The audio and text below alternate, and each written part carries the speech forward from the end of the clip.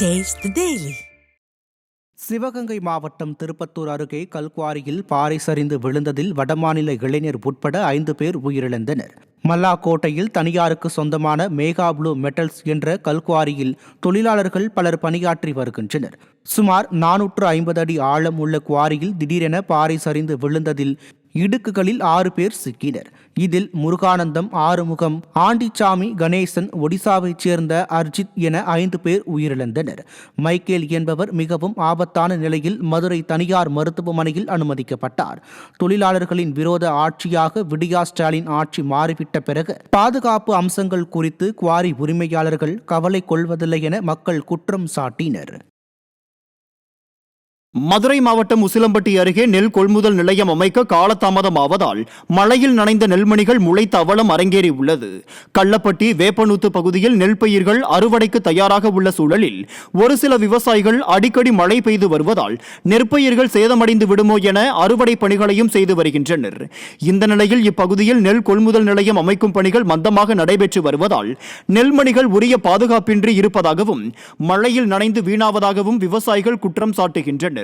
விடியா திமுக ஆட்சியில் தங்களுக்கு இருண்ட காலம் இருந்து வருவதாக விவசாயிகள் வேதனை தெரிவிக்கின்றனர். ரொம்ப பூரா முளைப்பு, நெல்லூர் முளைப்பு ஒன்றுமே பெரட்டமில்ல, விட்டுமில்ல, பூரா முளைப்பாயிடுச்சு. ஒன்றுமே செய்ய முடியல. நாங்களால் பெரட்டி பார்க்குறோம், பெரட்ட முடியல. அப்படின்னு மழை வந்துடுது, வச்சிருது. இன்னும் மழை இருக்குன்றாங்க. நாங்கள் என்ன செய்ய போகிறோம், எங்களுக்கு ஒன்றும் தெரியல, ஒன்றுமே தெரியல. பிள்ளை விட்டு இப்போ பாடுபட்டு பார்க்குறோம், ஒன்று செஞ்சு பார்க்குறோம். பூரா தசவுலி உரம் தரம் பூரா ஏறிக்கிடுச்சு. நெல் இப்போ கொண்டு வர மாதம் நெல்லுக்கு எந்த வேலையும் இல்லைன்றீங்க. அப்புறம் எப்படி பிழைக்கிறது, வைக்கிறது, எப்படி சார் இருக்குது பிள்ளை விட்டு காப்பாற்றுறது? காஞ்சிபுரம் மாவட்ட ஆட்சியர் அலுவலக நுழைவு வாயிலில் தொழிலாளர் விரோத சட்டங்கள் மற்றும் மக்கள் விரோத கொள்கைகளுக்கு எதிராக தமிழ்நாடு அரசு ஊழியர் சங்கத்தினர் ஆர்ப்பாட்டத்தில் ஈடுபட்டனர். சம வேலைக்கு சம ஊதியம் வழங்க வேண்டும், பழைய ஓய்வூதிய திட்டத்தை அமல்படுத்த வேண்டும், காலி பணியிடங்களை நிரப்ப வேண்டும் உள்ளிட்ட பல்வேறு கோரிக்கைகளை வலியுறுத்தி தமிழ்நாடு அரசு ஊழியர் சங்கத்தினர் ஆர்ப்பாட்டத்தில் ஈடுபட்டனர்.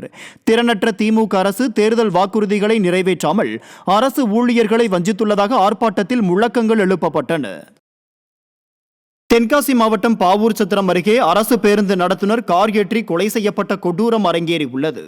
மேலப்பட்டம் உடையார்புரம் பகுதியைச் சேர்ந்த அரசு பேருந்து ஓட்டுநர் வேல்துரை என்பவர் இருசக்கர வாகனத்தில் சென்று கொண்டிருந்த போது கார் மோதிய விபத்தில் உயிரிழந்தார். இந்த நிலையில் வேல்துரையின் மனைவியும் அவருடன் திருமணத்தை மீறிய உறவில் இருந்த சுதாகர் என்பவரும் இணைந்து திட்டம் போட்டு வேல்துரையை கார் ஏற்றி கொலை செய்தது விசாரணையில் தெரிய வந்துள்ளது.